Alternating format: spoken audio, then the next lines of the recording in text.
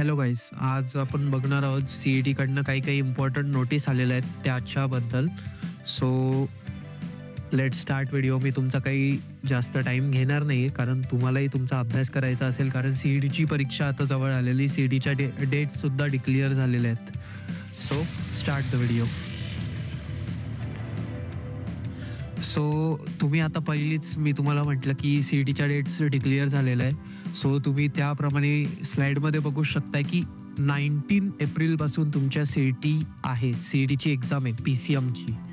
So 19 एप्रिलपासून तुमच्या CETच्या exam dates आलेल्या आहेत. 19 एप्रिल ते 27 एप्रिलपर्यंत तुमच्या एक्झाम्स असणार आहे आणि 24 तारखेला मे बी काहीतरी हॉलिडे येतोय, त्यामुळे सुट्टी असेल. सो ते तुम्ही एकदा बघून घ्या. आणि नेक्स्ट जी नोटीस आलेली होती की EWS कॅटेगरी करता 30 तारखेला ती नोटीस रिलीज झाली आहे. सो तुम्हाला EWSचे सर्टिफिकेट्स तुमचे तयार ठेवायचे आहेत गाईस.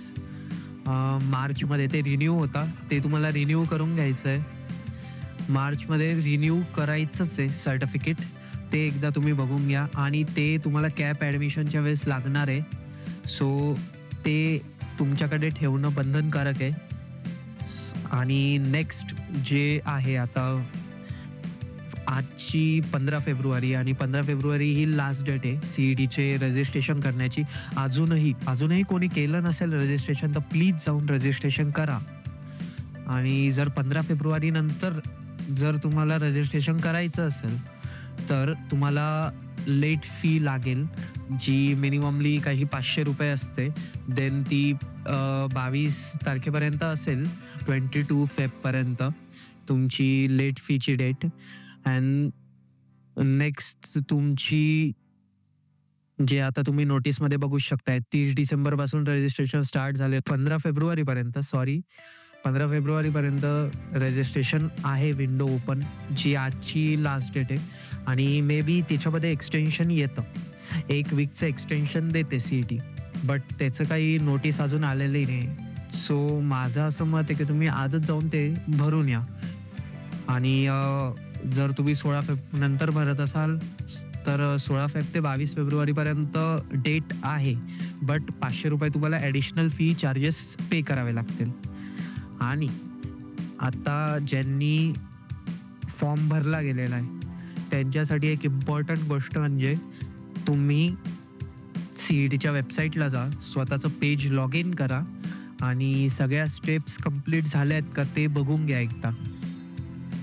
जे आता तुम्हाला स्लाइड्समध्ये दिसतंय सगळ्या स्टेप्स जेव्हा कंप्लीट होतात तेव्हा कंप्लीट आणि ग्रीन बटन दिसतं तिथे, आणि जर तुमची एखादी स्टेप्स कंप्लीट नसेल तर रेड बटन दिसतं.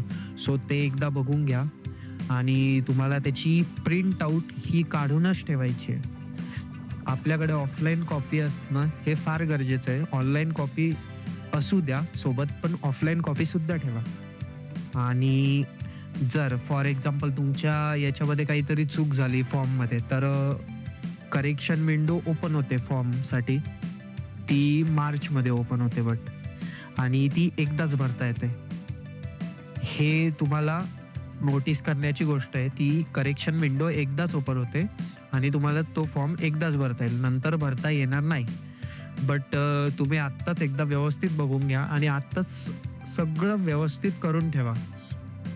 आणि फॉर एक्झाम्पल एखाद्याची चूक झालेली आहे आणि त्याला आता ती रिन्यू करायची आहे, त्याला सुधरवायची. सो तुम्ही हेल्प डेस्क नावाचं एक ऑप्शन आहे CETच्या पोर्टलवर, तिथं जाऊन न्यू तिकीट्सचं ऑप्शन येतं, तिथे क्लिक करून तुम्हाला तुमचे काय क्वायरीज आहे ते CETच्या सेलला रेस करता येतात आणि त्याच्यापुढे CET पोर्टल तुम्हाला काहीतरी मदत करेल. सो ते एकदा तुम्ही बघून घ्या. आणि बस एवढ्याच नोटीस होत्या, जास्त काही नोटीस नव्हत्या. मी तुमचा जास्त टाईम घालवत नाही म्हणून मी कमीच टाईमाचा व्हिडिओ बनवतोय लवकर तुम्हाला सांगण्यासाठी. आणि नेक्स्ट थिंग जी आहे ती काउन्सिलिंगबद्दल. आम्ही पर्सनलाइज काउन्सिलिंग पण चालू करतोय, जी तुम्हाला आता व्हॉट्सअप ग्रुपची लिंक इथे दिसत असेल, पण मी ती डिस्क्रिप्शनमध्ये पण टाकतोय.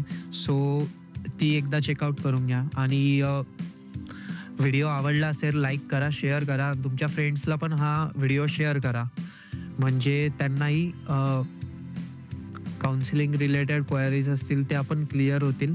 आणि तुम्ही चॅनलला सबस्क्राईब केलं तर ज्या पुढच्या नोटिफिकेशन आहेत त्या तुम्हाला कळतच जातील. Thank you.